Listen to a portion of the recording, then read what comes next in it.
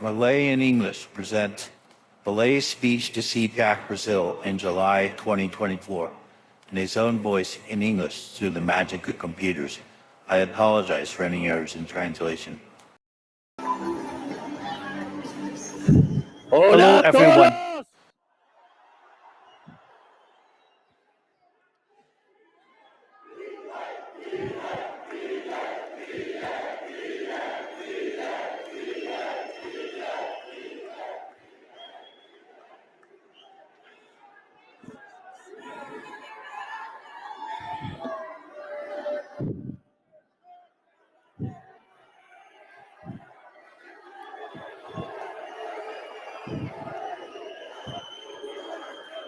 The caste and the socialists are afraid.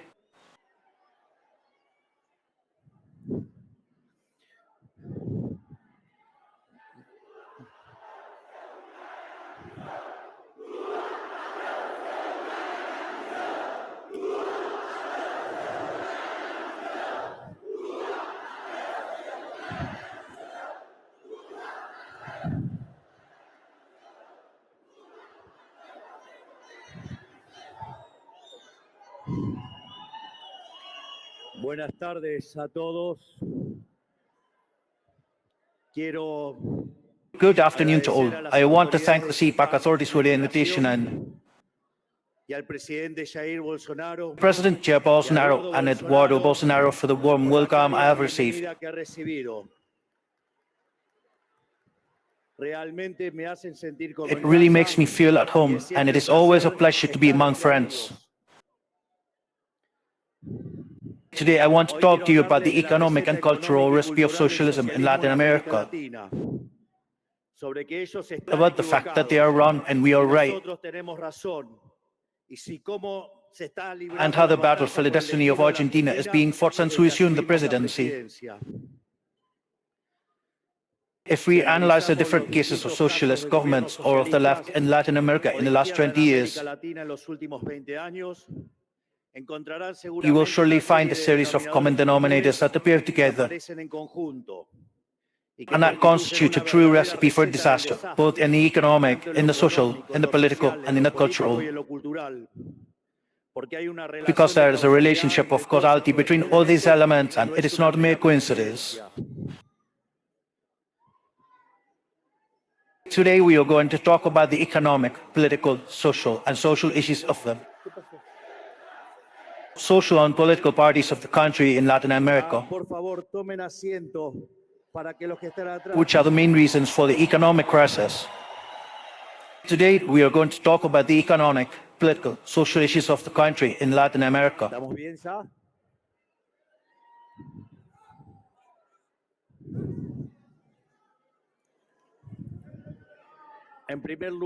In the first place, it is notable that socialists began with a period of economic bonanza in a context of orderly public accounts and high commodity international prices. At this first moment, the economy grows, society gains in purchasing power, the state recoils, and the central bank accumulates reserves. But socialist governments fall in love with the popularity generated by the bonanza they inherited. They are scared that they will not be eternal, and they indiscriminately increase public spending to sustain it. How do they do it? Subsidizing tariffs and public services, increasing public employment, and distributing tax havens of different types, which they label social inclusion. When the money runs out, taxes begin to increase to collect more, but at the cost of contracting economic activity and destroying investment. As time goes on, stocks are consumed to solve a fictitious bonanza that the only thing it does is hypothesize the future. The stock is running out until at some point they must resort to debt.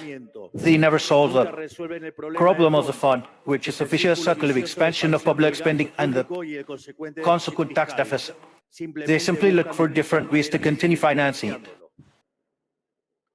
When they can no longer resort to taxes or debt, they resort to the worst of all evils, which is a monetary emission, thus destroying the value of their currencies and condemning the entire population to poverty.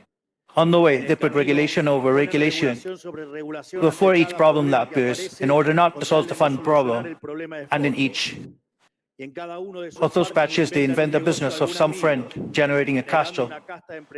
Parasitic entrepreneurs protected by the political power who artificially compete by fishing in a fish tank. The cost of all this sooner or later is paid by people the same people that the socialist governments claim to protect, but who really want to enslave to get a base of captive support that allows them to remain in power, because we cannot deceive ourselves. The only thing that interests the socialists is power for power itself.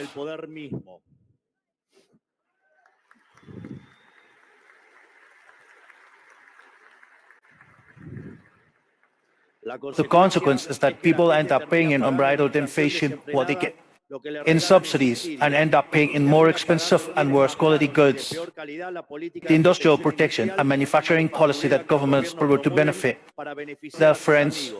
We have already seen this movie dozens of times throughout the region and in the rest of the world too.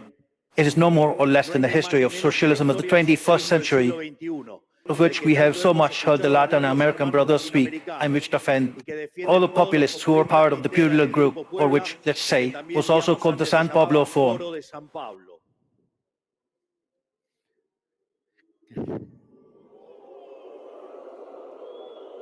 It is not necessary that I tell you in detail how the application of this disaster recipe worked in Argentina in the last 100 years, and in particular in the last 20. It is enough to remember that we had a fiscal deficit of 113 in the last 123 years, that our politicians responsibly multiplied our monetary base 25,000 trillion times in the last 70 years, and this is not an improvement, it is a hard fact.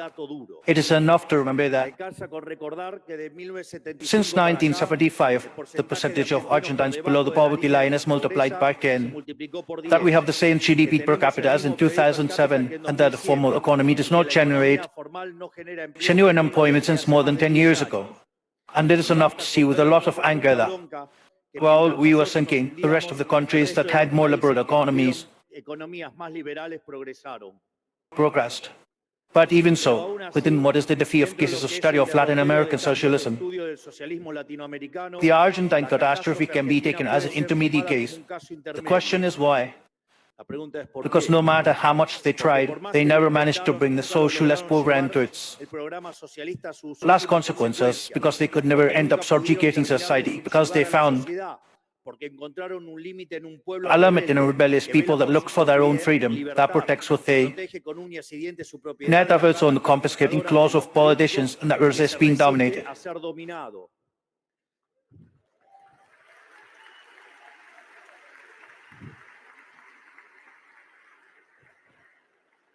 Here is the explanation. I think that Argentina is so chosen among those who escaped socialism in a region, despite the fact that it has prospered in Argentina in the last 15 years without having any privileges. It has been impossible, because one can easily understand that there are 500,000 Venezuelans in Chile, which is historically a country with a free economy. No matter how much in recent years the model of so much welfare has generated for the common of Chileans is being questioned. But in Argentina, with how difficult it is, that is why it is always welcome to talk with our dear Venezuelan residents and find out that there is no one more anti-communist and anti-Quincinist in Argentina than them. In the long run, as socialism is unsustainable and necessarily fails, the governments that resist on that path or end up being rejected by society or end up violating freedom and playing with the lives of their citizens to preserve themselves in power. One and the other sees the history of samples to the same ones that fill their mouths talking about democracy, pluralism, and oppression are the ones who are willing to trust the rules and even interrupt the constitutional order to barricade in the palace when the people claim a change. Look at what happened in Venezuela, that there is no longer a single sensible government in the world that does not recognize that it is a bloody dictatorship. Look at what happened in Bolivia in 2019, when Evo Morales obtained a third unconstitutional mandate. Look at the judicial persecution that our friend Jair Bolsonaro suffers here in Brazil.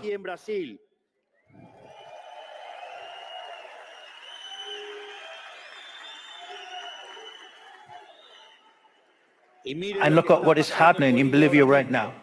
They are willing to set up a false coup d'etat in order to add one little point to another in an election. That is why, when I say that Argentina is an intermediate case, it is only in relative terms because its point of comparison is the humanitarian horror that other murderous dictatorships in the region have been, like Cuba, like Nicaragua, like Venezuela, where 7 million people have escaped in the last decade in order not to share the hunger with which they stayed, and not to mention socialist experiences of the 20th century in Europe and Asia that were loaded with the lives of more than 100 million human beings. That is why I say that, since socialism is an ideology that goes directly against human nature, it necessarily derives from slavery or death. There is no other possible destiny for socialism.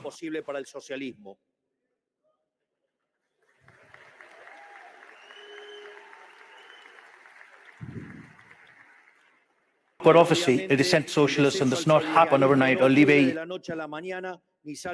rest. None of this is possible without constant cultural effort to put an end to those who defend the free market capitalism and the values that made Western civilization the spearhead in the history of human progress. Effort that, unfortunately, many people of power and influence in the free world have taken as a gift. Just look at the ideas that many supranational organizations, NGOs, institutions, and the industry of entertainment and the media. One wonders why they do it. In some cases, they do it from a well-intentioned place and a desire to be good or healthy. In many cases, also because they are hypocritical partners and they live from the financing that socialism allows them.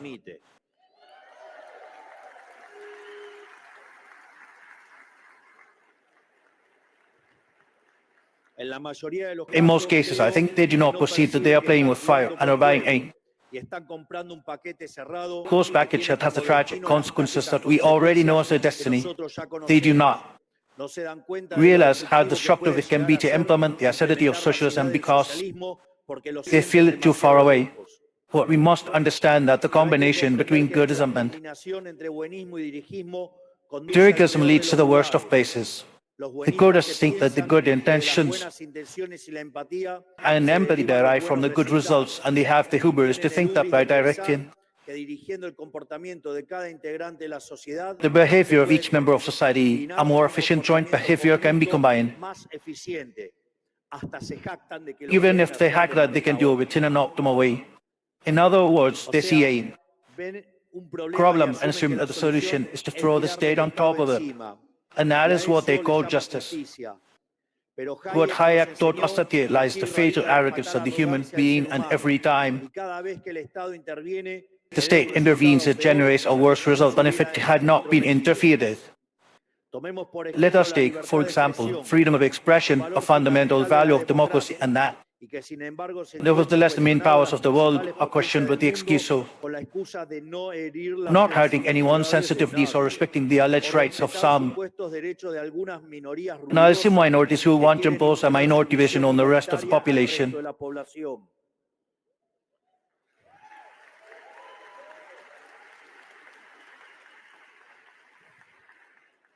The history of the world is witness to the fact that this type of behavior is more and more often heard in countries that one believes respected the basic principles of democracy. Aberrations are committed in the matter of freedom of expression and censorship. These are things that seem distant or abstract, but each one looks at what unfortunately begins to happen today here in Brazil. He thinks twice. In addition, as Thomas Sowell says, censorship, the regulation of the word promoted by socialism, is nothing but a confession of its intellectual bankruptcy, and it as a declaration of defeat in that cultural battle, because as they do not dare to confront us in the market of ideas, because they know that they cannot defeat us. They intervene and prohibit the circulation of ideas that they do not like and subsidize the ideas that they do like.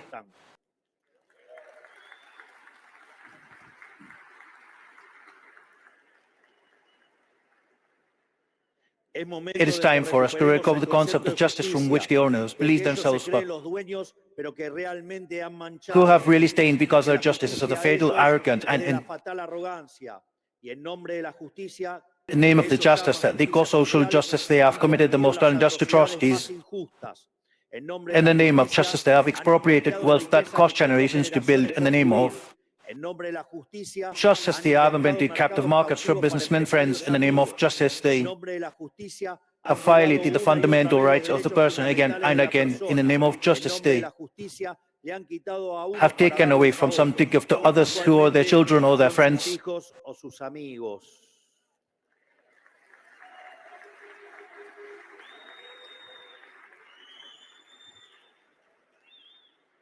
If you have any questions, go see how the families of these Dolly licensed the 21st century socialism. See how the Maduro family lives. See how the children of some of those in their own country live. They are all multimillionaires who live as if they had invented Google. That is why they lost the right to speak of justice, and not only because of all the atrocities they committed. They also violated because they fundamentally have a wrong understanding of what justice is, because they know that the more regulations and restrictions a society has, the less fair it is, the more it confiscates the fruit of its work through taxes to those who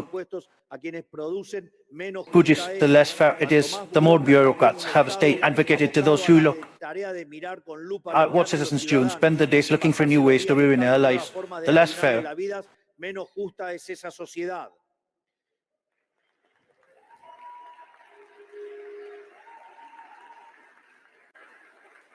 Is that society. Even the more laws a country has, the less fair it is, especially if it's about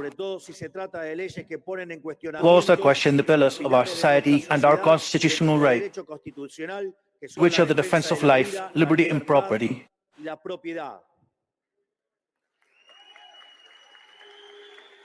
Or our version here, God, country, and family.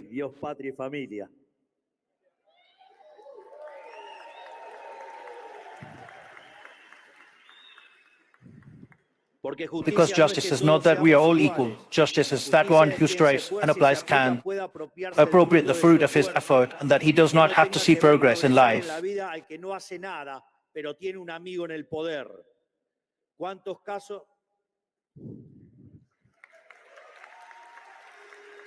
The one who does not do anything but has a friend in power. How many cases have we? The Latin American brothers of people who have become millionaires overnight only because they are friends of power? That is the history of socialism in the 21st century. Justice is that each person can translate that effort into savings and be able to invest that savings into having a better life for themselves and for their family. Justice is to be able to apply a better life and that that can be possible. In short, justice is that each one is the owner of his life, or, as we say, that each one can be the architect of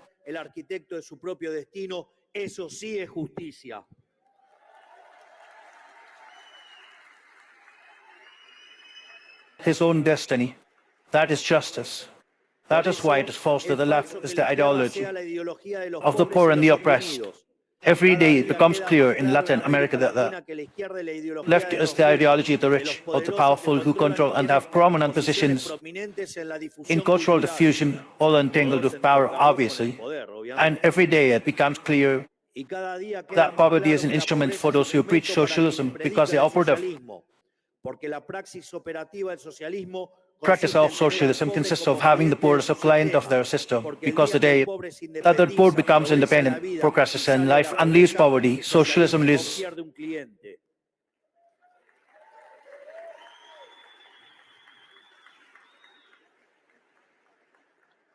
the client. But obviously they want me to tell you something about Argentina. It is impossible not to know that today in Argentina there are changes. Let's say you know the history of Argentina very well. Did you ever imagine that you were going to see someone like me sitting on the Rivadavia chair? Did you imagine that you were going to listen to our Argentine president defend the ideas that I defend with the conviction of radical change that I have? Or did you ever imagine a libertarian liberal president of a country? Argentina goes through an exceptional moment in its history where society for the first time in decades rejects the status model, the model applied in many of our brother countries in the last 20 years, which was exhausted after accumulating mountains of misery. Society rejects that model and claims of profound change. It is saying enough to the socialism of the 21st century.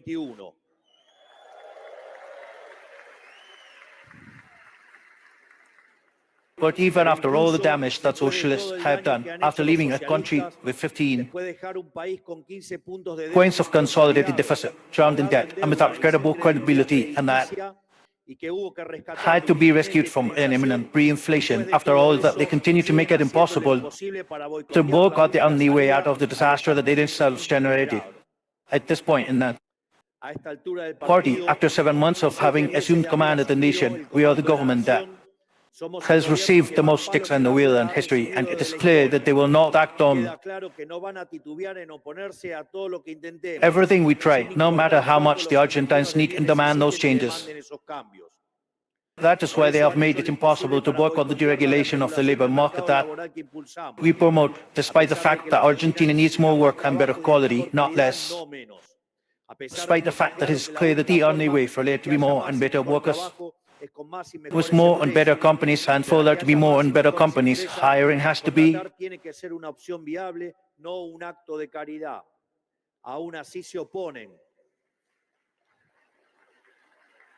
viable option, not an act of charity.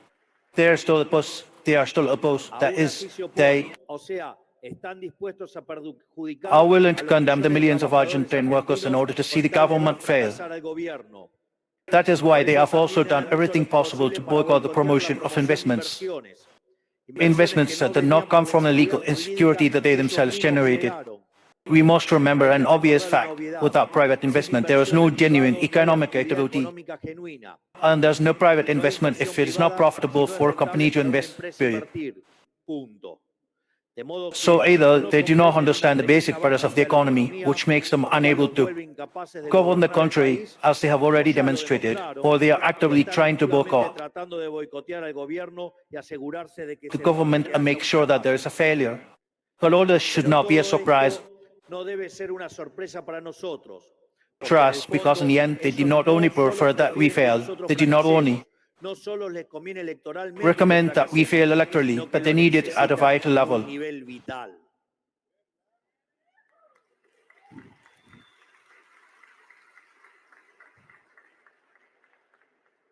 Because if we succeed, we will have dismantled the corrupt system through which they suck the blood of 47 million Argentinians and of all places where socialism is at stake.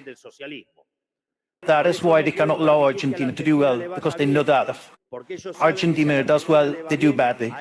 That is why the level of obstruction that they present will be proportional to the depth of the change that we want to make. And we are already seeing what they are prepared to do to prevent us from moving forward. We have seen it throughout the region. We have seen it in Chile. We have seen it in Brazil. And we are seeing it in Argentina. They are willing to take the path of violence and the distortion to obstruct the changes that society demands. That is why they made us the fastest general strike in history, a few weeks after having taken over as a response to our stabilization plan and our economic deregulation project. And that is why a few days ago they sent a small army to plant the chaos in the Congress doors, burning cars and vandalizing the city in search of chaos. That is why we have seen what they are prepared to do to prevent us from moving forward. But do you know what? We have been able to approve the reform of the most important labor and economic state in Argentina's history.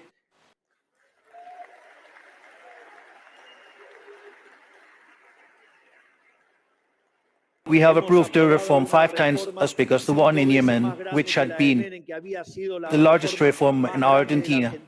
And if you also add the degree of need and urgency that we assumed, today the reforms are 8 times as big as the largest reform in Argentina's history.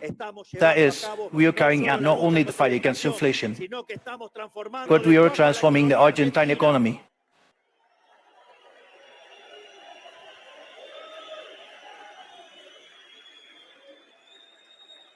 And I want to tell you something.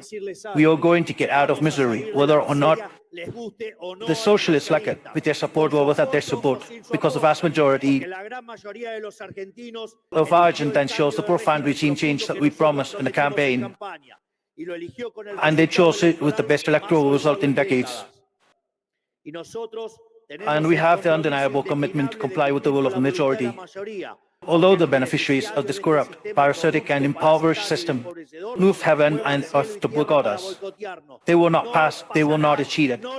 We are going to get the country ahead.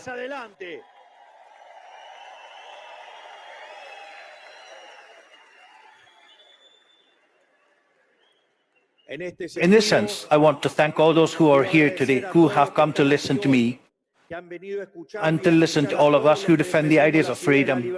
I want to tell you that the winds of change blow in the world, that the ideas that impoverish socialism have failed, and people know it. People know that socialism is always and in all places a phenomenon of impoverishment and violently murderous, and that is why they are extinguishing, and we are going to keep them matter everywhere they are.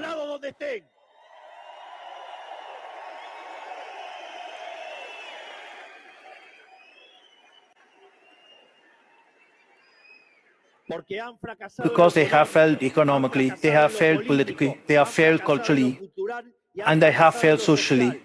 And as if this were not enough, they have murdered more than 150 million human beings. It is time for the world to wake up and tell socialism never again.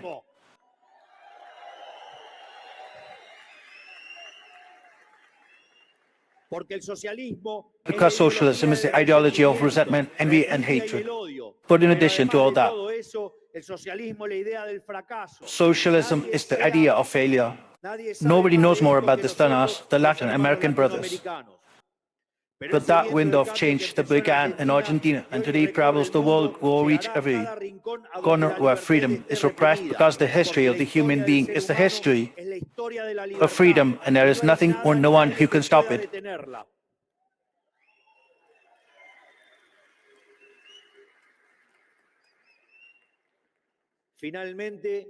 Finally, for those less optimistic who believe that the battle is lost, that we cannot face the structures of power that have taken over our countries, I want to tell you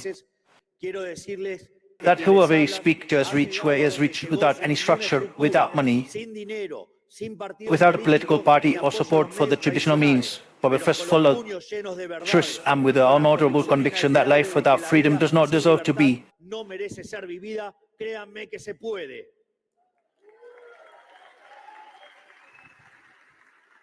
Live, believe me, it can be done. So today I want to tell you, trust yourselves. Be the owners of your destiny, fight every corner where it is necessary, and have faith that if you do it with conviction, you will achieve the goal. Because as the Maccabeo book says, victory in battle does not depend on the number of soldiers, but on the forces that come from heaven, and this is just the beginning. Long live freedom, damn it. Long live freedom, damn it. Long live freedom, damn it. Thank you very much. Thank you very much, Joe.